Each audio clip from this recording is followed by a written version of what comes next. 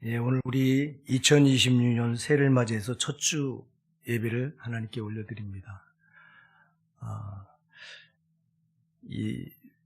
처음 시작이 굉장히 중요한데요. 그래서 독일의 문호인 게테가 첫 단추를 잘 껴야 마지막 단추까지 잘 낄 수 있다, 이런 말을 했습니다. 시작이 중요한 줄 믿으시기 바랍니다. 시작이 좋아야 끝도 좋다는 거예요. 우리가 시작하면서 새해 여러분들이 아마 새해를 그냥 시작하지 않고 어떤 기대를 가지고 시작할 줄 압니다. 기대가 있을 거예요, 다. 여러분에게 어떤 기대 있으시죠? 성경은 그 기대를 가리켜서 믿음이라 그래요. 히브리서 11장 6절에 보니까, 히브리서 11장 1절에 보니까 믿음은 바라는 것들의 실상이요, 그랬거든요. 바라고 기대하는 것이 현실로 이루어지는 게 믿음이다, 이렇게 말해요. 여러분이 바라고 기대하는 게 현실로 그대로 이루어질 줄 믿으시기 바랍니다. 그래서 바라는 만큼 이게 믿음이다. 히브리서 11장 1절이 이렇게 말해요. 그래서 여러분, 우리 하나님께서 이사야 43장 19절에 보니까 보라, 내가 새해를 행하리니 이제 나타낼 것이다. 할렐루야. 하나님께서 우리에게 새해를 행하시겠다, 기적을 행하시겠다 말씀하셨어요. 여러분, 금년에 여러분 삶에 많은 기적이 일어나길 바랍니다. 하나님은 기적을 행하시는 하나님이세요. 오늘도 우리가 읽은 이 본문에 보니까 이 기적을 예수님께서 행하시는데요. 이 벳세다 광야에서 이제 보리떡 5개와 물고기 2마리를 가지시고 5,000명을 먹이시고 정말 기적을 행하시는데요. 여기 5,000명이라고 되어 있지만 여기 여자와 아이 외에 5,000명이나 되었더라. 먹은 사람은 여자와 아이 외에 5,000명이나 되었더라, 이렇게 되어 있습니다. 여자하고 아이를 빼고 5,000명이니까 아마 대략 이 부분을 한 2만 명으로 이렇게 봅니다. 2만 명이 광야에서요, 빈들에서 아무것도 없는 데서 예수님께서 보리떡 5개, 물고기 2마리는요, 어린아이가 먹을 한 끼의 식사 분량이에요. 이걸 가지고 약 2만 명이나 먹이라는 기적을 행하시는 거예요. 예수님은 이렇게 새해를 행하시고 기적을 행하시는 주님이심을 믿으시기 바랍니다. 우리 예수님께서 오늘 본문에 보니까 예수께서 들으시고 배를 타고 떠나사 따로 빈들에 가시니 무리가 듣고 여러 곳로부터 걸어서 쫓아간지라, 이렇게 말씀합니다. 예수께서 뭘 들으셨을까요? 앞부분이 세례 요한이 헤로드 왕의 목배임을 당하는 내용이 나와요. 세례 요한은 마지막 선지자거든요. 신약 시대를 연 선지자거든요. 이 세례 요한이 헤로드 왕에게 목배였다고 하는 이 소식을 듣고 예수님께서 사람들을 피해서 따로 한적한 곳으로 가시기 위해서 지금 피해서 가는 거예요. 이렇게 빈들을. 여기 오늘 본문에서는 따로 빈들에 가시니 그런데 빈들이요, 누가복음 9장 10절에 보면 벳세다 광야라고 되어 있어요. 벳세다 광야. 이 벳세다 광야는 아무것도 없잖아요. 이스라엘 광야는요, 풀 한 폭이 없어요. 나무도 없어요. 돌만 있어요. 그냥 제가 가봤잖아요. 성지순례 가보니까 전부 돌로 이루어졌어요, 이 광야가. 그냥 정말 풀 한 폭이 없어요. 그런대로 주님 사람들을 피해서 요한이 죽었다고 하는 소식을 듣고 주님도 마음이 아프셨을 거잖아요. 요한이 누구예요? 예수 이 땅에 오신 길을 미리 예비한 선지자잖아요. 예수를 가장 정확하게 예언한 선지자. 요한복음 1장 29절에 보라, 세상 죄를 지고 하는 하나님의 어린 양이로다 하고 예수님을 세상 모든 죄인들의 죄를 대속하러 오신 어린 양이라고 제일 먼저 첫 번째로 알아봤던 선지자가 세례 요한이에요. 그리고 그가 예수님보다 먼저 6개월 먼저 사역을 시작하면서 예수님 오실 길을 미리 예배했던 선지자예요. 그래서 마태복음 3장 2절에 세례 요한이 사역을 시작하면서 가장 먼저 외친 소리가 뭐예요? 회개하라, 천국이 가까웠느니라. 예수님이 회개하면 너희가 천국을 얻는다. 최초로 천국을 외쳤고 최초로 예수를 증거했고 했던 선지자가 세례 요한이에요. 그런데 그 세례 요한이 죽었다고 하는 소식을 듣고 주님이 아마 마음이 굉장히 몹시 허탈하시고 안 좋으셨을 거예요. 그래서 지금 사람들을 피해서 빈들 베세다 광야로 가고 있는데, 근데 이걸 어떻게 사람들이 알고 무리가 따라와요. 이렇게 수많은 무리. 아까도 얘기했지만 여자와 아이 외에 5,000명을 먹였으니까 여기 대략 한 2만 명이 되는 무리가 예수님을 따라와요. 여러분, 빈들에 뭐가 있다고? 누구 때문에 와요? 예수님 때문에. 예수님 때문에 지금 빈들에 사람들이 모여들어요. 여러분, 빈들의 희망이 예수님이에요. 오늘 여러분들이, 우리가 또 금년 한 해가 살아가는 이 금년 한 해도 우리 이제 여전히 인생 광야길을 또 가야 돼요. 우리가 살아가는 인생을 가니까 인생 광야다 이렇게 말. 광야는 여러분 험난하기 짝이 없어요. 가다 보면 여러 가지 장애물을 만나요. 고난을 만나요. 여러 가지 정말 힘든 일을 만나요. 이 광야에 예수님만 있으면 희망이에요. 예수님 희망이에요. 여러분 금년에도 여러 가지 많은 우여곡절이 또 우리 앞에 있을 거예요. 여러분, 우리 나가는 인생 길이 광야가 될지라도 거기 예수님 계시면 돼요. 예수님 여러분 함께 하심을 믿으시기 바랍니다. 우리가 오늘 본문을 보면요, 예수님께서 기적을 베푸신 장소가 어디입니까? 15절에 보니까 이곳은 빈들이요 그랬거든요. 빈들, 베세다 광야의 광야. 여러분, 이 빈들 광야는요, 사람이 무엇을 할 수 있는 장소가 아니에요. 아무것도 할 수 없어요, 여기서요. 네? 지금 예수님께서 오병이어 기적, 보리의 떡 5개와 물고기 2마리를 가지고 여자와 아이 외에 5,000명을 먹이신 기적. 이 기적을 행하는 장소가 사람은 아무것도 할 수 없는, 사람은 절대 불가능한 장소라고. 예. 또 예수님께서 이 오병이의 기적을 행하시는 때가 어느 때입니까? 시간이 어느 때입니까? 이게 시간도 15절에 보니까 때도 이미 저물었으니 이렇게 말해요. 예. 때도 이미 시간적으로도 사람이 뭔가를 할 수 있는 시간이 아니에요. 장소적으로도 사람이 뭔가 할 수 있는 장소가 아니고, 시간적으로도 사람이 뭔가를 할 수 있는 그런 시간이 아니고, 왜? 때가 이미 저물었기 때문에. 그리고 또 조건적으로도, 조건 보세요. 예. 이 17절에 제자들이 가로되 여기 우리에게 있는 것은 떡 5개와 물고기 2마리 뿐이니이다.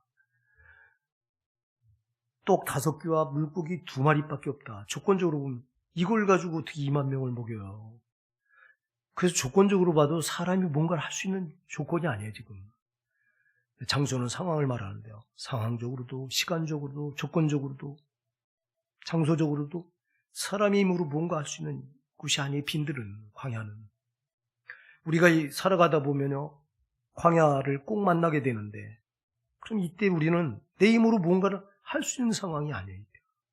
나는 아무것도 할 수 없는 그런 지경이, 그 장소가 어디냐, 그 시간이 어디냐, 그 조건이 어디냐, 그때 거기가 광야예요. 예. 이런 상황에서 이처럼 장소적으로도, 상황적으로도, 시간적으로도, 조건적으로도 사람은 불가능한 거예요. 여러분, 사람은 불가능하지만 하나님은 다 하십니다. 누가복음 1장 31절에서 대저 하나님의 모든 말씀이 능치 못하심이 없느니라. 하나님에겐 불가능이 없어요. 우리가 못하는 거지 하나님은 다 하셔요. 여러분, 이 빈들에 사람은 아무것도 할 수 없는, 조건적으로, 상황적으로, 장소적으로, 시간적으로 사람은 아무것도 할 수 없는 이 빈들에서 우리 예수님을 하신다고요. 그러니 여러분, 이 빈들에 누가 희망이에요? 예수님이 희망이에요. 우리가 그래서 살아가다 보면 여러 가지 어려움을 막 만나요. 만날 때 여러분 꼭 기억하셔야 돼요. 아무리 힘들어도, 아무리 어려워도 예수님이 함께 하시면 된다. 그 예수님을 바라봐야 돼요. 근데 예수님을 놓쳐요, 우리가요. 우리가 광야 40년의 이스라엘 백성들을 보세요. 광야 40년의 이스라엘 백성들이요, 하나님이 늘 함께 하셨어요. 애굽 땅에서부터 홍해를 가르시고 저들을 광야 40년을 이끌어 가시는 동안 약속의 땅 가나안까지 거기까지 이끌어 가시는 40년 광야 생활 내내 하나님이 함께 하셨어요. 그리고 어려울 때마다 하나님이 반드시 기적을 베푸셨어요. 할렐루야. 저들이 아무것도 할 수 없는 사람의 힘으로 할 수 없는 것이 광야라니까요.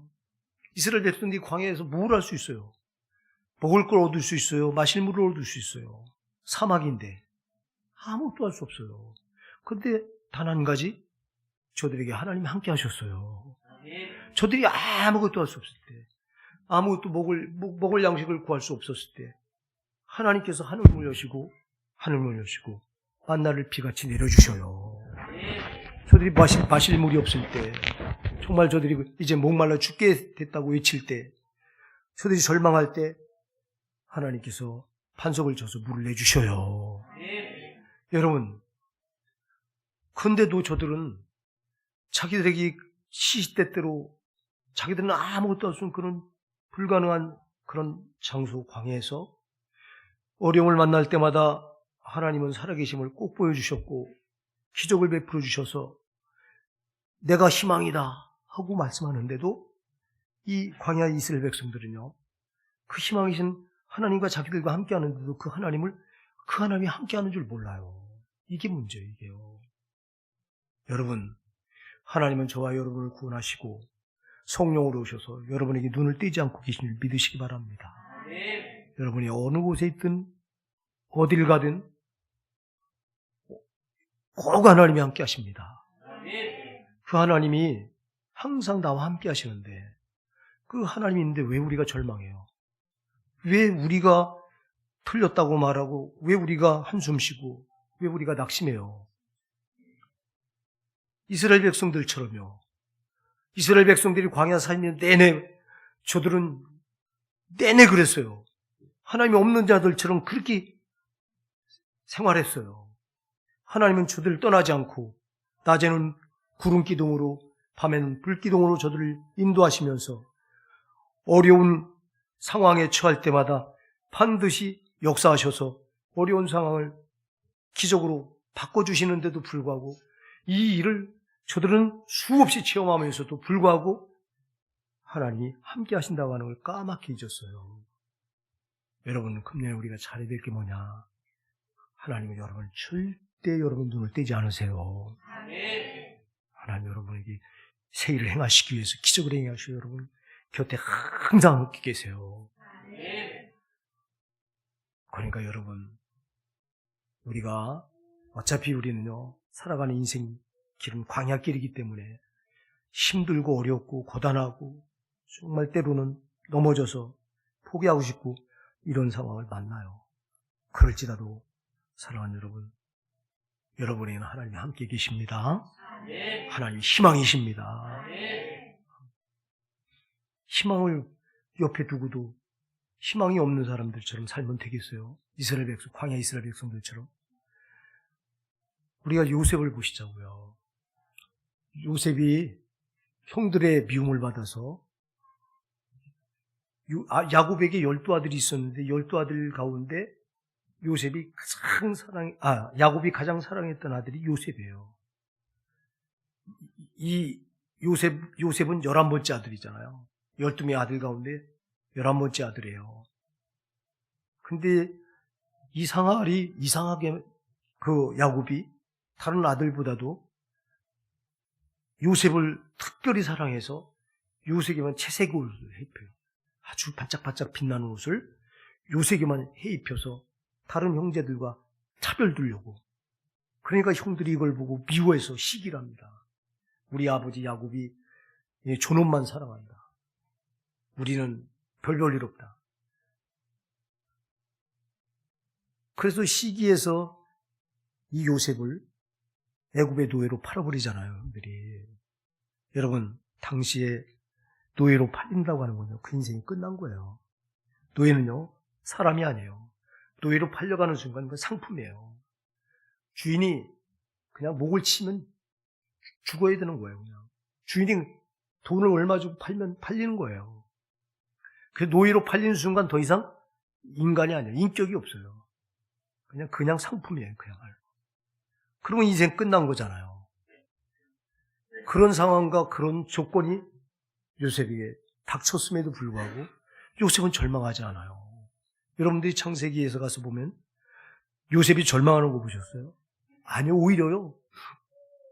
노예로 팔려가서도 그는 열정적으로 자기가 있는 그 상황, 조건에서 최선을 다해요.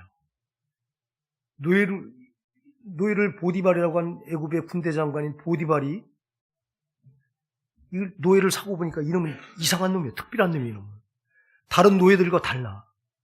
다른 노예들은 노예로 팔려오는 순간 피동적이 돼서 주인 눈치나 보고 그리고 그냥 이제 진짜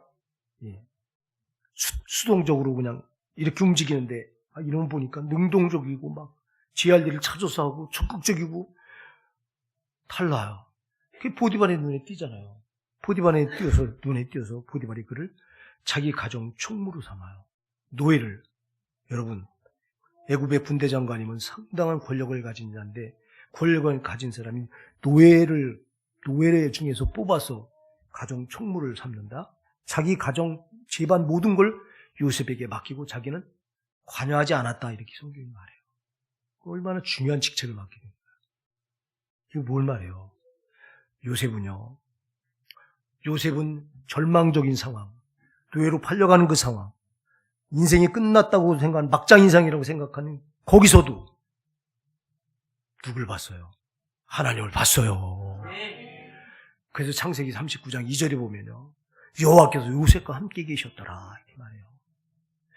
절망적인 상황인데도 누가 함께 계셨어요? 하나님 함께 계셨어요. 요셉은 알았어요. 하나님 나와 함께 계시다. 그냥 낙심할 이유가 없다. 왜? 하나님이 희망이다. 하나님은 내 인생을 역전시킬 수 있다. 이 믿은 거예요. 사랑하는 여러분, 금년에 여러분들이 또 살아가시다 보면 정말 힘들고 어려운 난관에 부닥칠 때가 있을 거예요. 이때 꼭 기억하세요. 상황, 조건이 문제가 아니에요. 하나님이 지금 나와 함께 계시냐 아니냐가 중요한 거예요. 하나님은 절대 여러분과 함께 계세요. 여러분, 오늘 이 새해 첫 주 예배를 드리면서 꼭 기억하시기 바랍니다. 따라하세요. 하나님은 나와 함께 계신다. 하나님은 절대 나를 떠나지 않으신다. 아멘. 이 고백을 하는 여러분께 하나님은 끝까지 함께 계실 줄 믿습니다. 우리가 고백이 신앙이에요. 우리가 축복의 선포를 합니다. 예배 시간마다 선포가 고백이잖아요. 이게 믿음인 거예요. 고백하는 그대로 하나님 역사하십니다. 민수기 14장 28절에서 너희 말이 내 귀에 들린 대로 내가 너에게 시행하리라 그랬어요. 고백이 뭐예요? 하나님 귀에다 대고 우리가 이렇게 말하는 게 고백이잖아요. 하나님 나와 함께 하신다. 이 고백은 하나님께 지금 들으시잖아요. 너희 말이 내 귀에 들린 대로 내가 시행하리라. 할렐루야.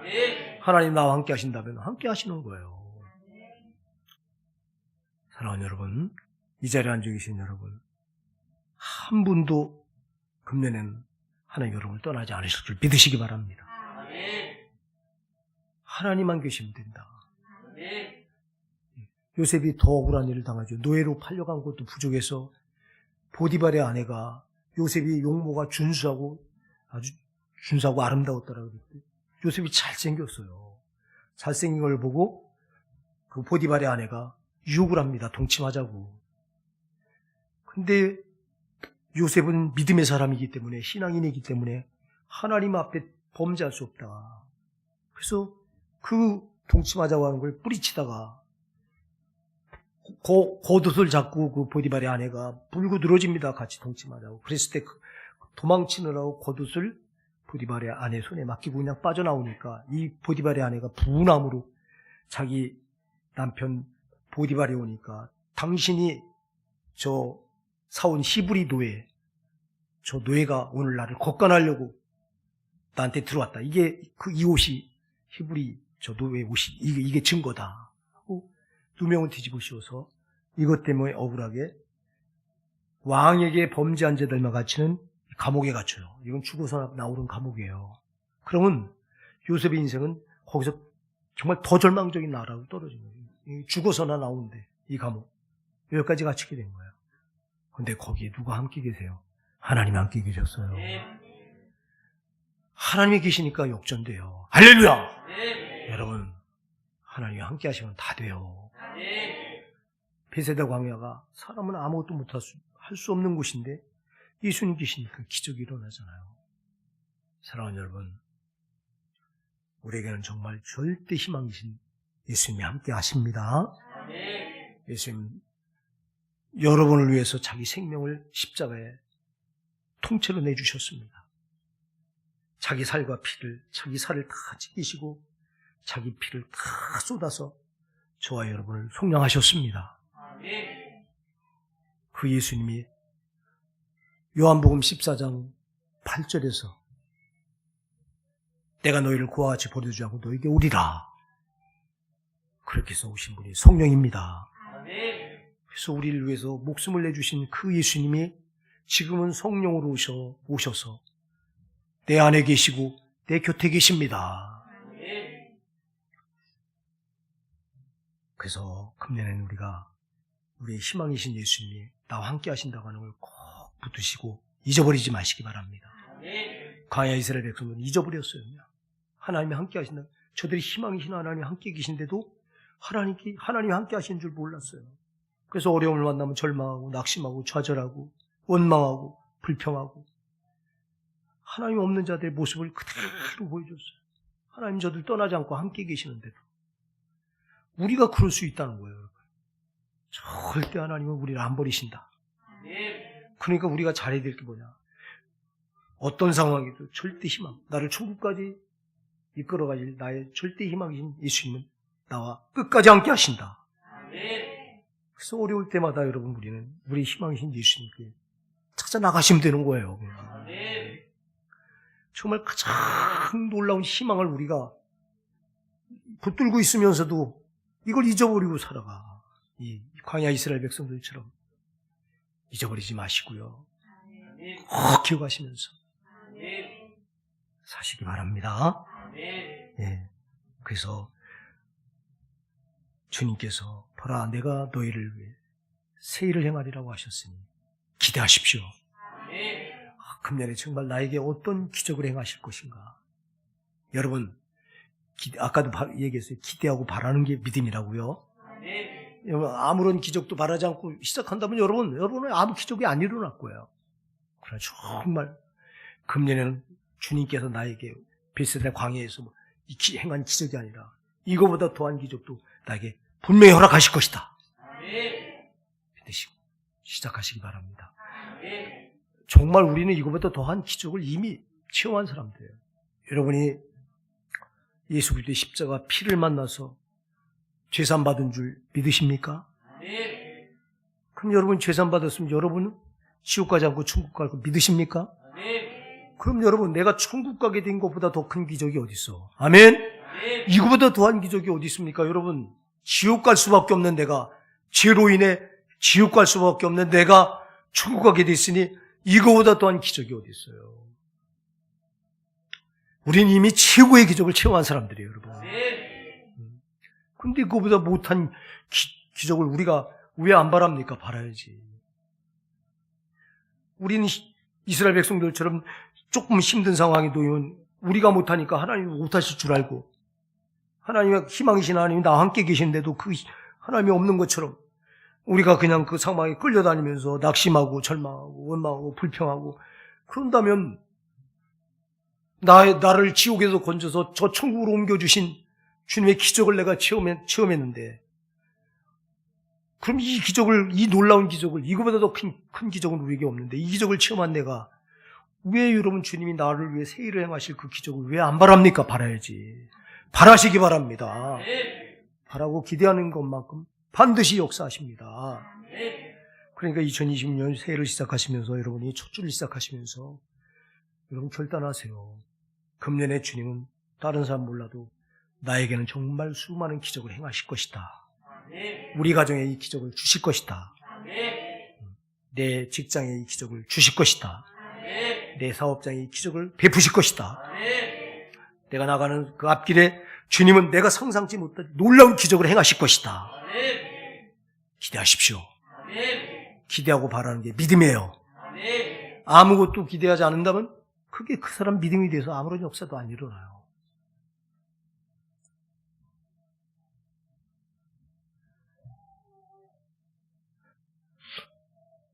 여러분, 예수님께서 행하신 기적은요, 겨우, 사람은요, 어떻게 하다 보면 할 수 있죠. 사람이 한 건요, 어떻게 겨우 해요, 겨우.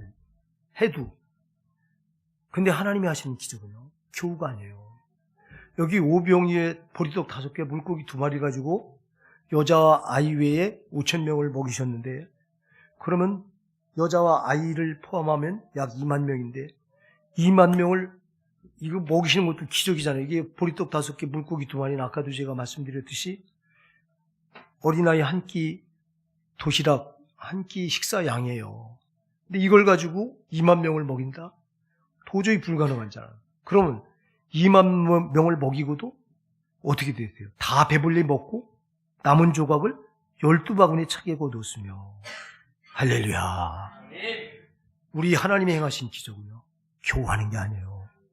풍성해요. 차고도 넘쳐요, 여러분. 하나님이 하시면, 우리가 하면 불가능하고 못하지만 하나님이 하시면 차고도 넘쳐요. 12바구니 차고 넘치게 거둬요. 다 배불리 먹고도.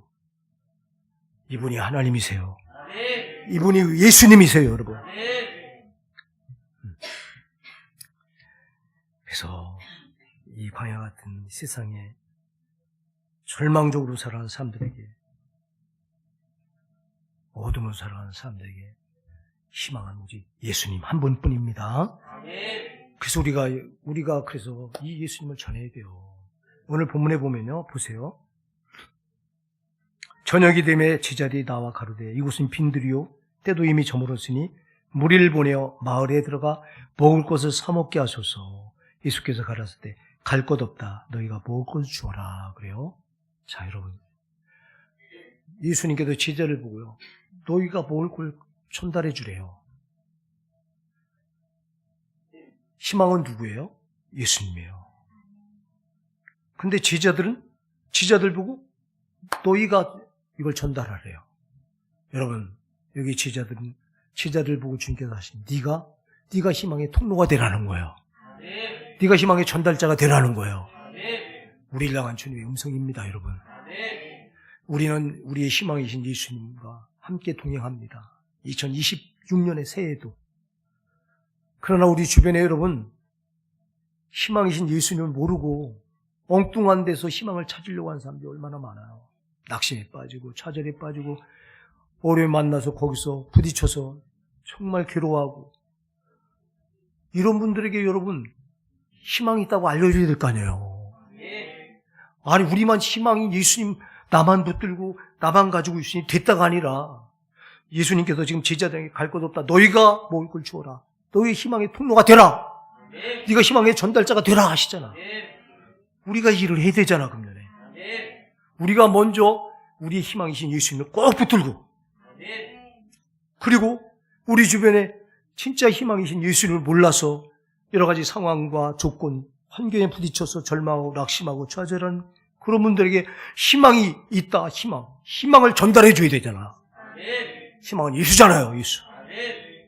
그래서 여러분, 금년 우리가 2020년 첫 주 예배를 드리면서 우리 희망이신 예수님을 꼭 붙들고 눈을 떼지 말고 나가시면서, 우리 주변에 이렇게 희망을 알지 못해서 돈이 희망인 줄 알고 돈 따라가다가 망하는 사람들이 얼마나 많아요. 권력이 희망인 줄 알고 권력의 줄을 잘못 썼다가 망해서 신음하고 낙심하는 사람들이 얼마나 많아요. 여러분, 이 세상에 희망은 없어요. 그런 건 희망이 아니에요. 희망은 오직 예수님 한 분이에요. 그럼 그런 분들에게 우리가 희망을 전달해 줘야 되잖아. 왜 우리가 전도합니까? 희망을 전달해 주려고. 예수님이 희망이라고. 예수님이 여러분이 소망이라고. 그래서 우리가 전도하는 거예요. 그래서 금년에 우리가 희망의 통로가 되셔야 됩니다. 희망의 전달자가 되셔야 됩니다. 이거 하라고 우리를 부르신 거예요. 그리고 오늘 이 베세다 광야의 기적, 이 기적보다 더한 기적을 기대하십시오. 하나님은 우리에게 정말 기적을 베풀기를 간절히 원하시는 하나님이십니다.